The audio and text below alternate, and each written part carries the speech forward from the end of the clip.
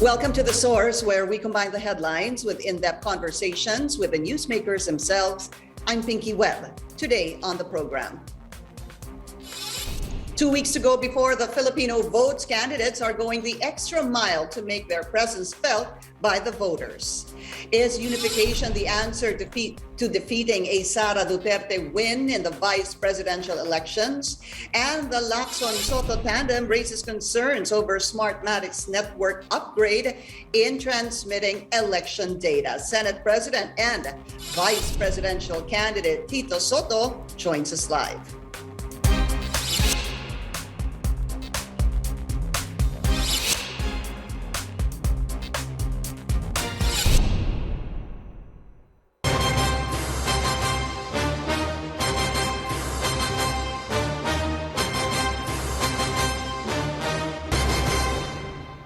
We are on the final stretch of the campaign, and candidates are going the extra mile to make their presence felt. Among them, record-breaking rallies, comebacks to familiar places, and the involvement of family members in the campaign. More on the weekend's campaign activities from our Paulo Barcelon. From a record-breaking crowd of 412,000 to big-name celebrity endorsements, hindi po namin sinasamba si Leni Robredo. Siya po ay aming sinasamahan sapagkat sinasamahan niya ang sambayanang Pilipino. Madlang people! Sa gabi nito, opisyal kong ini-endorso ang susunod na Pangulo ng Republika ng Pilipinas, Leni Robredo! Vice President Leni Robredo's birthday last Saturday was indeed a party, attended by a huge crowd crying for a change in government come May 9th. Robredo reminded supporters not to stop fighting against fake news in light of reports that Communist Party of the Philippines founder Jose Maria Sison was advising her, reports that both Sison and Robredo's camp denied. Huwag din tayong mapagod sa paglaban sa fake news. Yun po yung pagkukulang ko din nung nakaraang 6 years. Before the grand party in Pasay City, Robredo received the endorsement of the United Bangsamoro Justice Party, the political vehicle of the Moro Islamic Liberation Front, in a ceremony in Camp Darapanan in Maguindanao Province. Senator Manny Pacquiao, meanwhile, held his own gathering of believers in San Juan City. Among those who attended, his wife Jinky and his mother Junisha. A few days ago, Pacquiao and MNLF founding chairman Nur Miswari had a photo where Miswari raised Pacquiao's hand. The MNLF clarified it has not endorsed Pacquiao. Bongbong Marcos returned to Manila. The bailiwick of his rival, Isko Moreno Domagoso. Marcos won big in the city in his 2016 vice presidential run against Robredo, and he hopes to replicate that feat. Marcos also campaigned for his mayoral bet, Alex Lopez. Hello, Patrick. Manila Mayor Isko Moreno's children, Patrick and Frances, made house-to-house campaigns and market runs in Noveleta, Cavite. They also went on a motorcade near the area. Meanwhile, presidential candidate Norberto Gonzales barnstormed Bohol, where he visited the Diocese of Tacloban and appealed for the clergy to remain non-partisan. Paulo Barcelon, CNN Philippines. Some voters are worried after learning their registration was deactivated on the Commission on Elections online precinct finder. This even if they voted in previous elections. Find out the COMELEC's advice as our Zian Arcangel reports. Mga tumulong dun sa... Mark Lester Abeleda filed his leave early so he can go home to Occidental Mindoro on May 9 and vote.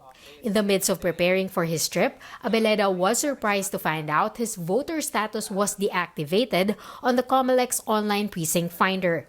Abeleda says he voted in both the 2016 and 2019 elections, while his mother never missed voting even in barangay elections. Naka-worry kasi yung kapatid ko, okay naman siya. So, paano kami nung mother ko hindi? So, ayun, medyo confusing lang to sa part na yun. Glea Garcia was also puzzled to find out that her voter's record was deactivated even if she voted in the 2019 midterm elections. I even search yung sa family ko nga. Yung sa parents ko, sa mga siblings ko. actually they are all active. Kaya nalungkot na, bakit? Ba't ganun? Bakit ako? Ba't ako lang? Registered voters can check their voters' records through the website voterverifier.comelec.gov.ph. For voters in the Philippines, choose local Philippines as the location, while those registered abroad should click the overseas label. You will then be asked to type in your full name and the area where you registered as a voter. Click search to see the location of your precinct, the precinct number, and voter status. In an interview on CNN Philippines, COMELEC spokesperson Director James Jimenez said voters can email the COMELEC to correct any wrong information that appears on the online precinct finder. Kung hindi kayo sang-ayon dun sa resultang ibinabalik, halimbawa, sinabi niya, deactivated kayo, and you think hindi naman kayo dapat deactivated, pwede naman po kayong sumulat sa COMELEC, no? Sumulat lang kayo sa itd@comelec.gov.ph, bigay nyo ang inyong full name, date of birth, at yung city or municipality kung saan kayo nakapagparehistro. Jimenez says voters can also get in touch with their local election officer to verify their record. Minsan nakakalimutan ng mga tao na kasama po yung barangay elections.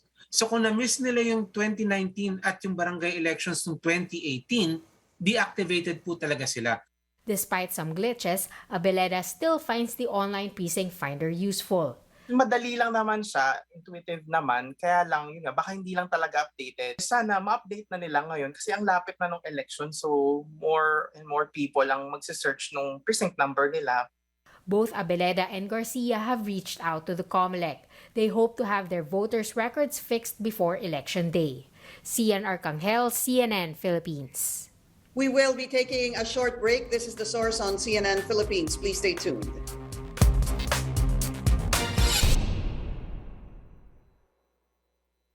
Welcome back to The Source. I'm Pinky Webb. The Commission on Elections is monitoring 104 municipalities and 14 cities placed under the red category. This is due to possible election-related violence. On Saturday, during the signing of a peace covenant in Isabela City, COMELEC chairperson Saidamen Pangarungan said, if violence erupts that could threaten peace during elections, they could declare that area under COMELEC control. Actually, meron tayong joint regional security sector na pinamumunuan ng Regional Election Director at saka yung pinakamataas na Regional AFP Commander. Sila ang nag-assist dito and then sila din ang magre-recommend ng mga areas na i-declare na under COMELEC control. On that basis, the chairman or the Committee on Ban on Firearms can declare an area under COMELEC control.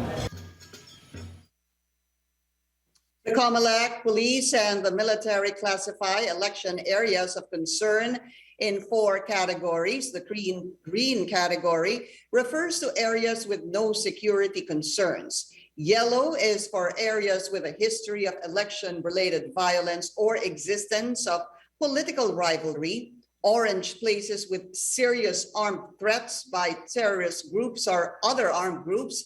And red is for areas with a political climate warranting the declaration of COMELEC control. And let's now go to our source today, Senate President and Vice Presidential Candidate Tito Sotto. Tito Sen, are you there, sir? Welcome to The Source. Maraming salamat po sa inyong oras. I think you are on mute, Tito Sen.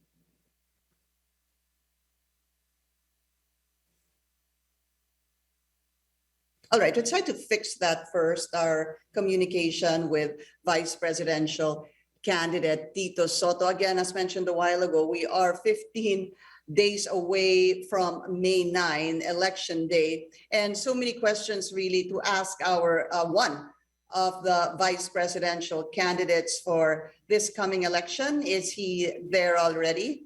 Tito Sen, yes. Can you hear me now? Yes, Pinky, I can hear you. And they unmuted my the computer I'm using here. I'm here right now in Tarlac City. Apo, Tito Sen, sabi ko nga po kanina, 15 days till election day. Well, tanungin ko na po kayo, kamusta po kayo ngayon? Mabilis po ba? Does it seem na biglang all of a sudden napakabilis ng panahon? Yes, it feels that way. Ano, parang sandali na lang, ayan na yung May 9. But because of the taxing and very, very tiring nationwide campaign, medyo nakakapagod na rin. Sa bagay, merong ano ngayon ang pagkakaiba ngayon, mas madami ang social media, marami ang media. So, hindi talaga kailangan mapuntahan lahat yung 81 provinces. But then again, it's better if you're in touch with our people. So, okay na rin. You try to reach as many people as possible, of course, but surely that would be very, very difficult. I wanted to go to this point that the Lacson-sotto tandem were making, that you are actually relying on what you're calling the thinking voters to actually vote for your tandem. I think you even went as far as sinabi niyo po na hanggang pagdating doon sa polling center, pwede pa pong magpalit yung siguro desisyon ng publiko. In your estimate, Tito Sen, ito ho bang tinatawag na thinking voters? Madami pa ho ba ito? Marami. At marami itong silent majority at the moment. We're getting that type of or kind of feedback on the ground. Marami yung hindi nagsasabi talaga kung ano ang thinking nila. At yung iba naman ay kung tawagin soft voters. Kahit doon sa mga iba't ibang mga survey, makikita nyo, malaki yung soft voters ng lahat ng kandidato. And I'm not talking about any one or two particular candidates only.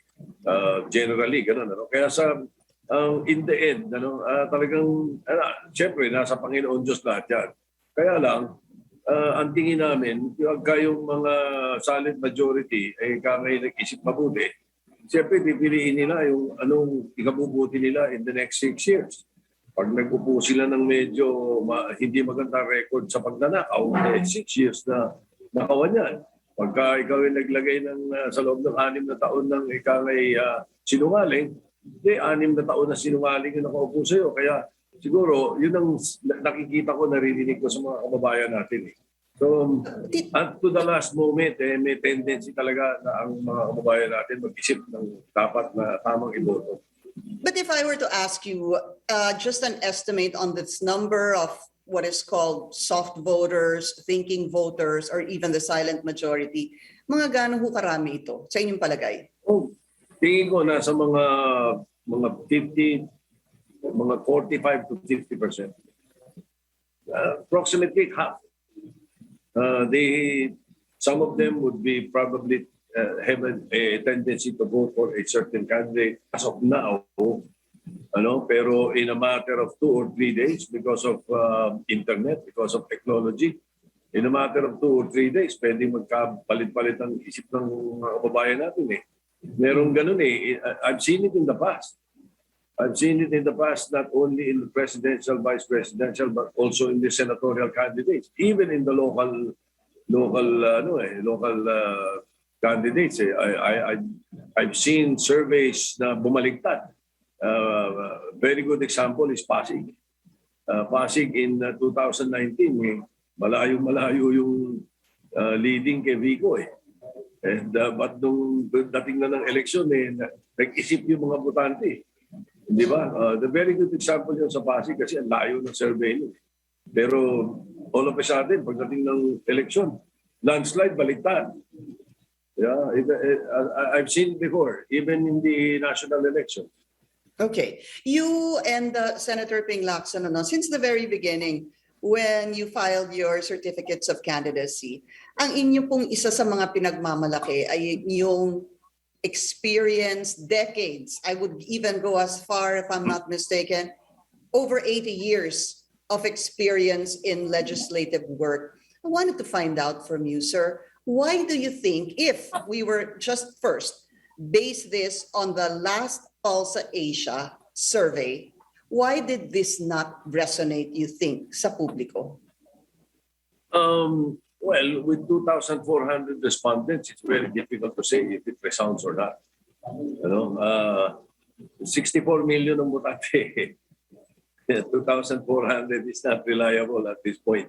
So at a certain time, siguro, yun yung tinatawag natin snapshot. It's a snapshot. The surveys na nakikita natin are snapshots of that particular day. Pwedeng kinabukasan, nagbago isip ng 2,400 na sinurvey na yun. Ngayon, sinasabi namin, 83 years. 83 years in public service, pag pinagsama kami, 53 years si Senator Lacson, 30 years ako. Track record. And bakit namin nasasabi ito? Lahat ng forum na pinupuntahan namin, dialogues, usually town hall meetings ginagawa namin, ayaw namin mga rally kasi hindi namin naririnig ang kababayan natin eh. Ang gusto namin lagi may open forum, may mga pagtatanong sila eh. And they've seen this nationwide. Makikita nila na kahit ano itanong nila sa amin, may sagot kami. At meron kaming solusyon eh. Kahit anong problema idulog sa amin, meron kami. Because of experience eh. And we know what to do. The only thing is, we've stayed too long in the legislative eh. 24 years ako, 18 years si Senator Lacson, 42 years pag pinagsama mo. Wala kaming magawa sa executive department eh. There are so many good laws that we have passed na ang tingin namin kulang sa pagpatupad, hindi being implemented properly. At marami pang nakapending ngayon na gano'n ang pangangailangan. And that drove us to where we are now. Kaya sinasabi namin, dinitiinan namin yung experience because alam namin, pinagdadaanan nila eh. Yung kahit anong laki ng rally mo, hindi mo naman narinig yung mga kababayan natin kung ano dinadaing nila. Puro rarara. Eh wala mangyayari sa 6 na taon natin pagka gano'n. Kailangan talaga, alam natin anong problema, alam natin anong hinihingi ng mga kababayan natin at yun ang bigay natin na solusyon. That's where we stand. We just need to take a very short break. This is The Source on CNN Philippines. Please stay tuned. Our source today, Senate President and Vice Presidential Candidate Tito Sotto. Tito Sen, yung po sa Pulse Asia, you placed second with 20 percentage points next to Sara Duterte at 56%. That's the latest Pulse Asia survey. May lalabas pa po April 30. However, meron din pong isang lumabas, itong Boses ng Bayan Vice Presidential Survey. This was conducted April 1 to 6. Dito ho, mas malapit po kayo. Sara at 51, Sotto at 40, and Kiko at 5. Why do you think there is I guess a big gap between the Pulse Asia survey and this Boses ng Bayan Vice Presidential Survey? Well, ang tingin ko, that's what we feel on the ground also. Ang tingin ko, it's based on the number of respondents. Habang lumalaki ang number ng respondents, nagbabago talaga kulay niya. Malaking, saka depende kung saan. Depende kung saan kinuha yung survey. Kung ang kukunin mong survey ay, let's say, baluarte ng isa o dalawang kandidato, talagang boosted yung mga numero nila doon. Pero kung ang survey naman ay sa ibang lugar o yung mga neutral, mas maganda talaga kung ang mga surveys ginagawa nila sa mga neutral areas. Doon mas reliable. So I think the answer is because it depends on the number of respondents. Nagbabago talaga yan. Mas malaki number of respondents, mas nag-iiba talaga ang figures niya. Kanina we talked about your style of campaigning, which really more is a town hall meeting. Of course, I understand what you're saying. Dito nakakausap po yung tao. Question, answer, problem, solution. But these are relatively really smaller in terms of crowd participation. May plano po ba kayong to hold a big rally? And even for yourself, you also have supporters and even stars backing you up. Is there going to be such a thing as what we've been seeing with Bongbong Marcos, Sara Duterte, Leni Robredo, Kiko Pangilinan, Isko Moreno, Doc Willie? Magkakaroon din ba ng ganong klaseng rally ang Ping Lacson and Tito Sotto tandem?